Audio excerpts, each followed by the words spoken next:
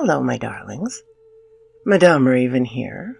Today I bring you Lucy's Secret by Tickets4Gold.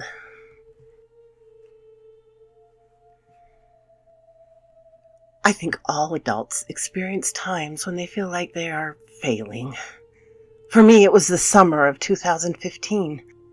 On the outside, I had a perfect life.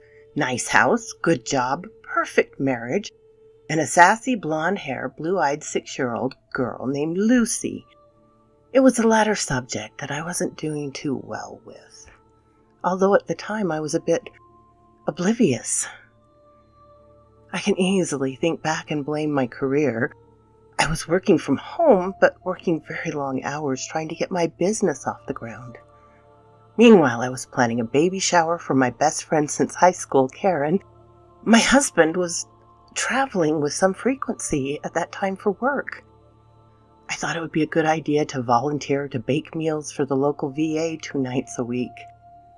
I don't actually know what I was thinking. I was kind of leaving Lucy to fend for herself. I wasn't necessarily neglecting her. It wasn't anything that drastic. She was always fed, had a clean house and a roof over her head, of course. Her basic needs were being met. It was more that I wasn't really showing her a lot of attention. I guess I figured it was summer. The weather was beautiful and we lived in a small, safe town. I pretty much fed her breakfast, scooted her outside into the world to run around, explore, and play with her friends. I had a lot on my mind, and I had a lot of work to do. I needed the quiet time. I needed the me time. I know how selfish this sounds, especially in the aftermath of what happened. It started out subtly with a little change in Lucy's appetite. Normally, after a whole day of being outside and running around, she'd come home ravenous. One afternoon, she came home and showed absolutely no interest in eating at all. Additionally, instead of being greeted with hugs and kisses, Lucy plopped down on the couch, curled up, and fell asleep. Maybe she's not feeling well, I thought. The next day we had breakfast together as usual, but I couldn't help notice that her hair was extra shiny and she smelled of perfume. Her hair was well combed and styled in a way I hadn't seen it done before. When she got home later that evening, her appetite seemed to be gone again, along with her energy. She went straight to her room and was asleep by the time I came up to say goodnight. The following morning she was eager to get outside, so excited, in fact, that she didn't touch her breakfast. No dinner last night and no breakfast the following morning. She was clearly not sick, as she could barely sit still.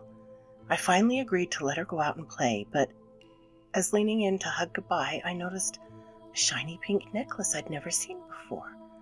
"Lucy," I gasped, "where did you get that?" The look of fear formed in her little eyes, and she sprinted away from me. This behavior was absolutely not like her. She was full of spunk, sure, but she was always very polite and well-behaved. That afternoon, when she got home, once again she neglected to eat. Despite me making her favorite dinner, she went right upstairs to her bed. I wasn't having it. "Lucy, what's gotten into you?"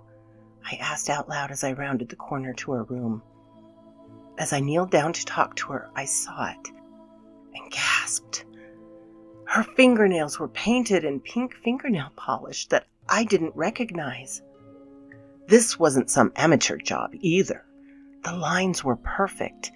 There were little sparkling rhinestones involved. It looked like it had been done by a professional. I started putting 2 and 2 together. Her hair was done up fancy every day. She smelled of perfume. Someone had gotten her nails done. Someone had been feeding her or buying her food, as she was not interested in eating anything here.